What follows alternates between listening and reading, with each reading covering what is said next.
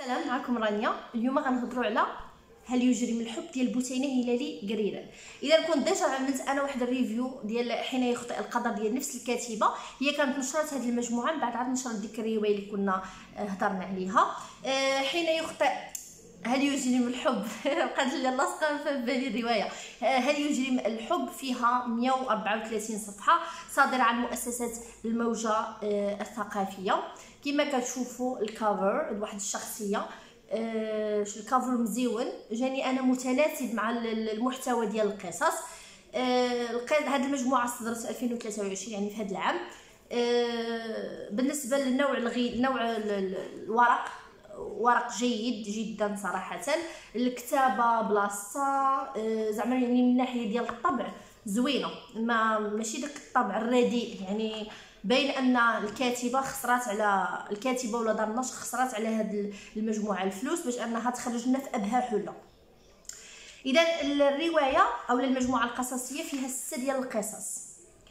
انا نقول بطبيعه الحال ما نهضرش عليهم كاملين، غنحاول انني نهضر على بعض منهم اللي انا عجبوني اكثر، وغنحاول انني ما نحرق لكم شي المجموعه باش بغيتو تقراوها. اذا كاينه واحد القصه سميتها حين يخطئ القدر. هذه القصه هي ديك الروايه اللي كنت عملت لكم عليها ريفيو، هي مقتبسه من هذه القصه، حيت هي كانت واحد القصه من هادو رداتها روايه.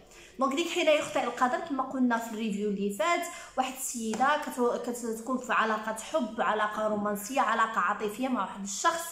العائق الوحيد هو انه صغير منا ب6 سنوات، وهذا العائق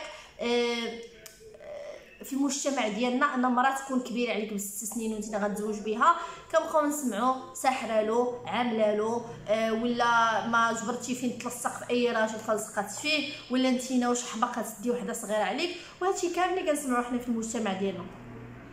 دونك القصاصه حاولت انها تخدم على هذا الجانب ديال العادات والتقاليد الزائفه، حاولت انها تهضر على النظره ديال المجتمع الى المراه التي تصغر الرجل سنا، حاولت تهضر على كيفاش المجتمع كيتحكمنا في الاراء ديالنا، في الرغبات ديالنا، في الاختيارات ديالنا.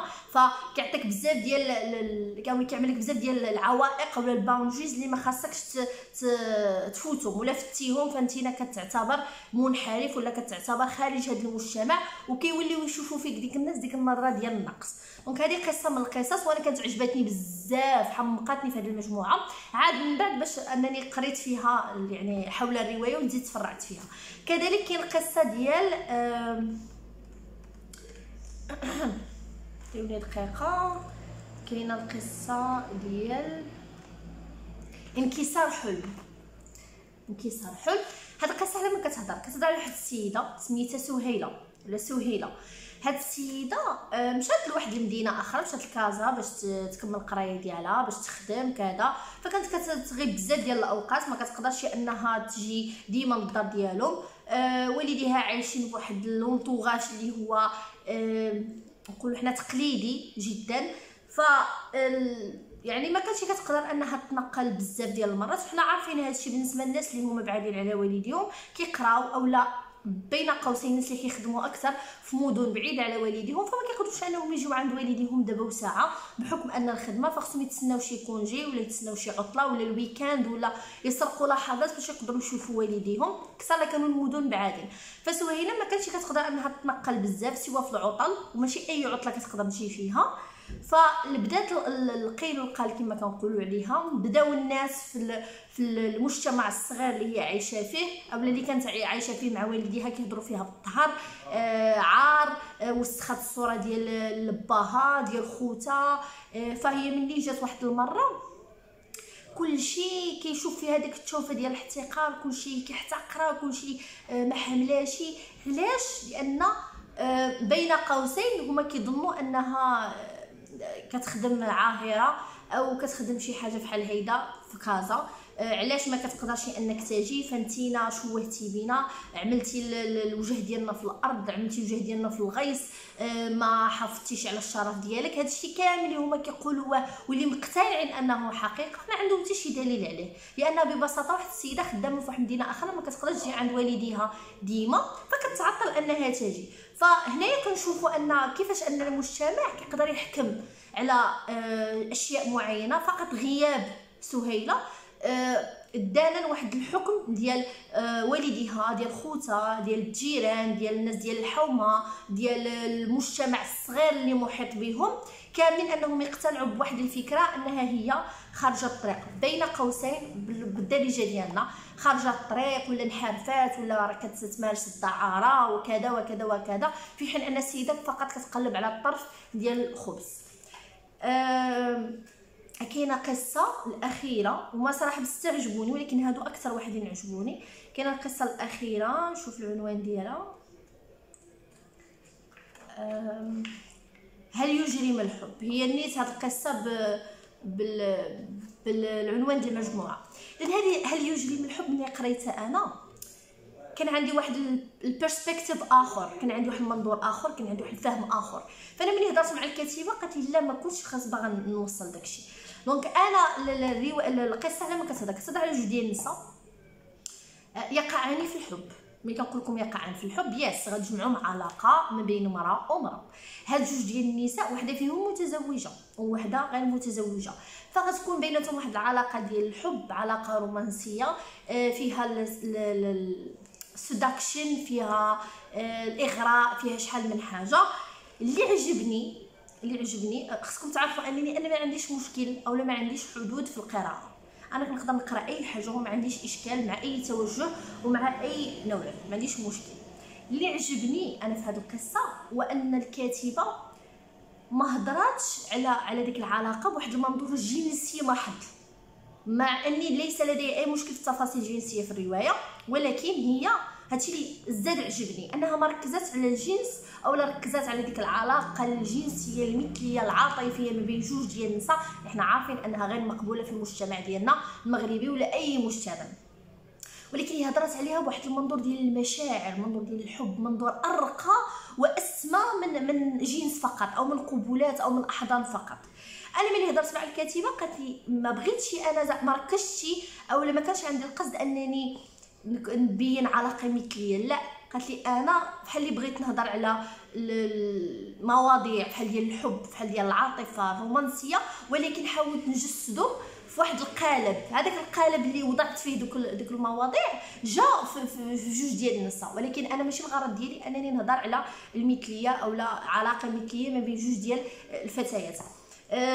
فهي حاولت انها تتفادى بزاف ديال مثلا حيت كانت واحد السيده مزوجه وحده ما مزوجاش، فهي قالت لا كنت عملت مثلا راجل مزوج والمراه غنقولوا حنا المراه اللي بنت الحرام وهي اللي دات الراجل وكذا وكذا، لو عملنا مثلا المراه اللي مزوجه والراجل مزوج فهذيك المراه بنت الحرام، وحيت هذيك وحده فيهم اللي كانت مزوجه كان عندها الاطفال وسمحت في ولادها وسمحت في هذه العشره، فغيكون القارئ متخبط لدرجه انه يعمل بزاف ديال الاحكام على الشخصيات وغينتقدهم بواحد الطريقه لاذعه. فهي فضلت انها توضع جوج ديال النساء وتحاول تعالج هاد المواضيع بواحد القالب اللي هو رومانسي زوين. وانا ملي قريت القصه بصح ما حكمت حتى على شي وحده، ممكن ان هذا هو الهدف اللي كان عند الكاتبه. نبداو دابا بالشيء اللي عجبني والشيء اللي ما عجبنيش، هذا يعني فكره في افكار عامه. اول حاجه نبداو بداكشي اللي عجبني. اول حاجه الاسلوب ديال الكاتبه زوين بطبيعه الحال كما قلت في الروايه. السرد ديالها متسلسل شي واعر، يعني ما كتلفش هي في الهضره ولا كتنقز لك من حاجه لحاجه، نو داكشي متسلسل زوين مرتب متناسق منسجم. الوصف كما قلت في الفيديو اللي فات كتوصف الشخصيات المشاعر، حتى انني بديت كنحس بنفس المشاعر اللي كيحسوا بهم داك الشخصيات، قلت انها قربات لي الشخصيات اكثر فاكثر بهذاك الوصف الشديد ديالها. المواضيع اللي اختارتها انها تعالجهم في القصص زوينين. اختارت انتقدت لبعض الطابوات ولكن هضرات عليهم بواحد الطريقه راقيه ولبقه كما قلت لكم دابا عاد، يعني ماشي بواحد الطريقه بين قوسين زنقاويه. الحاجات اللي ما عجبونيش هما المجموعه كخصها تكون اطول، لان ما سخيتش بها كيخصها تكون اطول. 6 ديال القصص جاوني قلالين لان 6 ديال القصص فقط، وديك القصه ديال القصص كانوا طوالين فهمتي. دونك كان بامكانها انها تعمل قصص اكثر وتحاول ما تطولهمش لديك الدرجه، لان كل قصه من هادو تصلح تكون روايه. كذلك شنو اخر،